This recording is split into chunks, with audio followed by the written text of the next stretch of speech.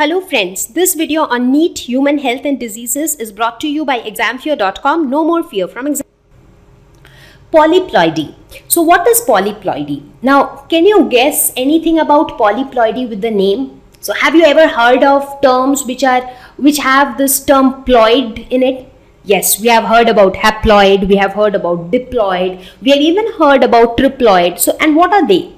So haploid is one set of chromosomes. Diploid is two set of chromosomes. So if I go on those lines, what is polyploid? Poly means many.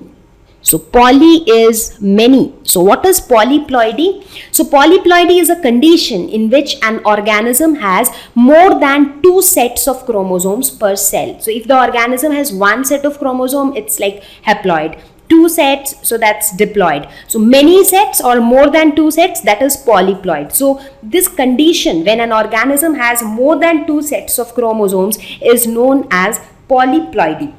Now the question is, why does polyploidy occurs? Because normally the somatic cells or the cells of the body, they are all diploid in nature, right? Except for the sex cells. So the sex cells are haploid. Other than that, all the somatic cells are diploid. But we have never come across a situation where we see polyploid cells. Or so why does it occur? How does it occur basically? Now normally polyploidy occurs when the chromosomes fail to separate during anaphase. So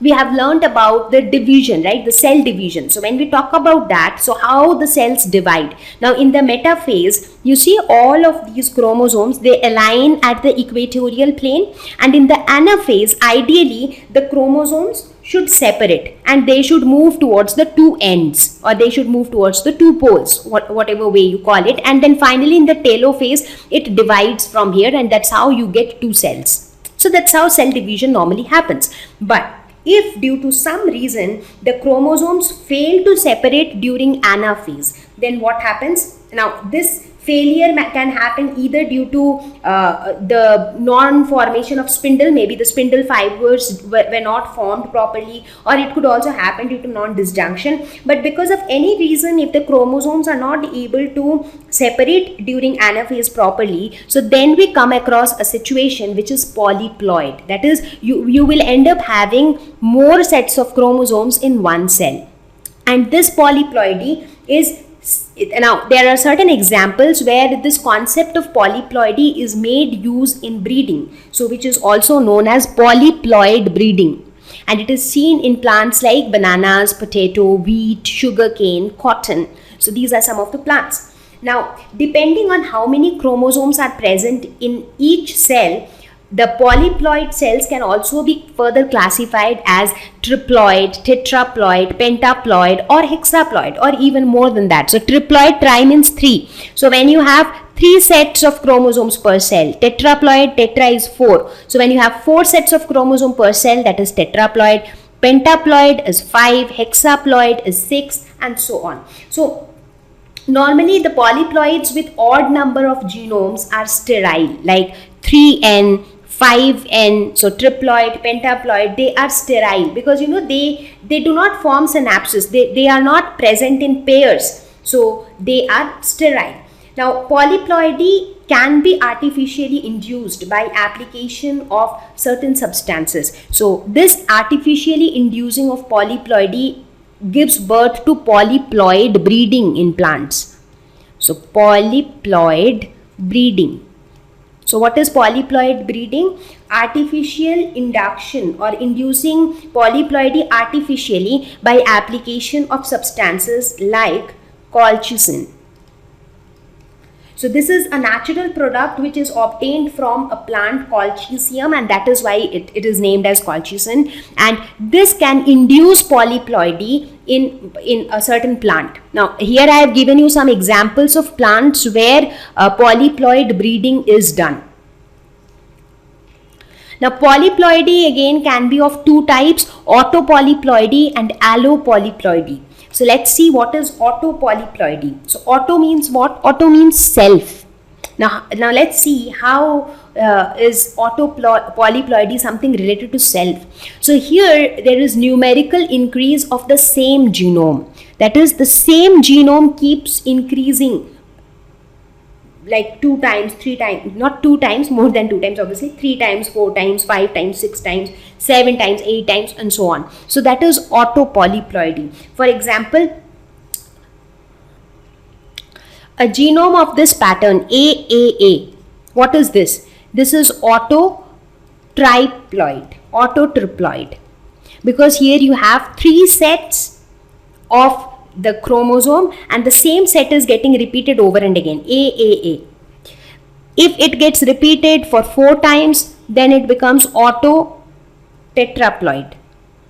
If it gets repeated for 5 times, then it becomes autopentaploid, and so on. So basically here you can see numeric increase of the same genome. The same genome A is getting increased, right? So that is autopolyploidy. So now you understand why it is auto, because the same or the self genome is only getting increased at every step. So that's autopolyploidy. Now some of the examples where we see autopolyploidy is rice, gram, maize. So these are some examples of autopolyploidy. Now what about allopolyploidy? I think by now you would have guessed what is allopolyploidy. So in allopolyploidy, what happens is it is characterized by doubling of chromosomes. So the chromosomes get doubled in allopolyploidy.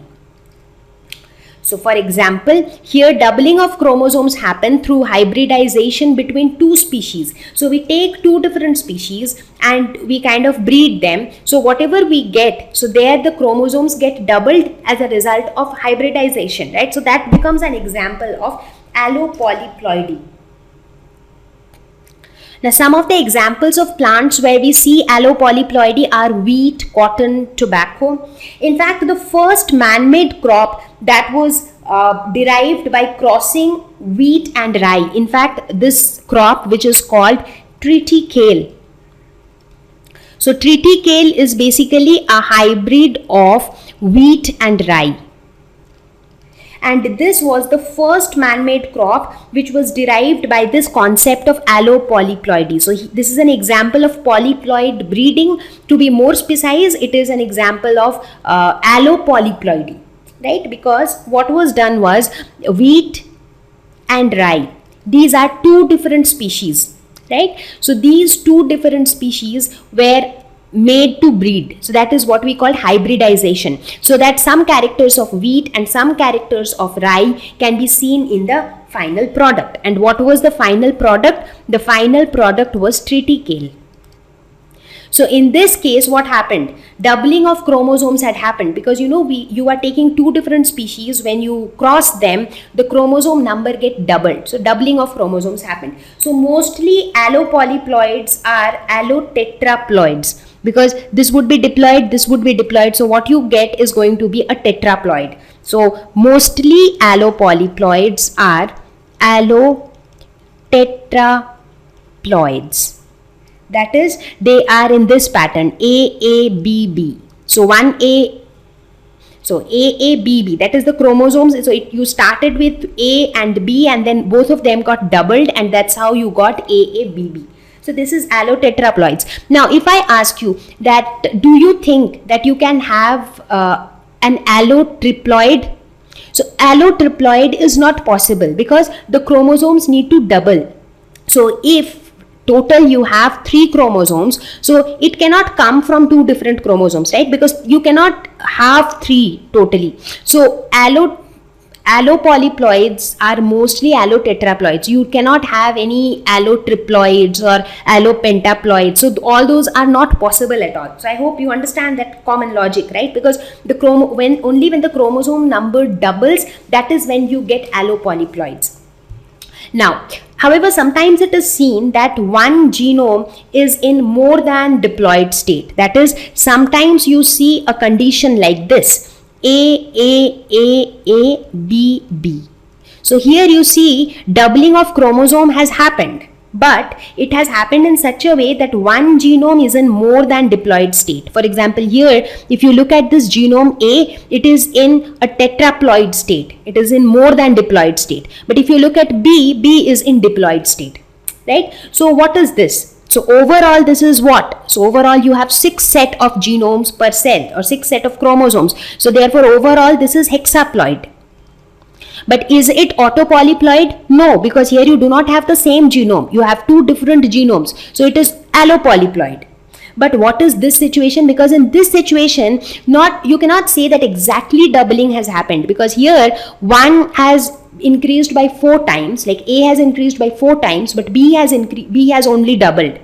So this is neither a situation, so this is definitely not a situation of autopolyploidy, because here you have 2 different set of genomes. At the same time, it is not also exactly a situation of allopolyploidy, because both the genomes have not doubled, or the chromosomes have not exactly doubled. So therefore, this situation is known as, or this condition is known as autoallopolyploidy. So this is like a mix of autopolyploidy and allopolyploidy. So this is an intermediate situation, and that is why this condition is named as autoalloploidy. However, autoalloploidy falls under the category of allopolyploidy. So it is like polyploidy is of 2 types: autopolyploidy, allopolyploidy. Under allopolyploidy, you have a special case which is autoallopolyploidy. So commonly autoallopolyploids are hexaploids, as you see here. So normally they are hexaploids. Now one such example of a plant where you see autoallopolyploidy is sunroot, whose scientific name is Helianthus tuberous. So this is all about polyploidy. Thank you.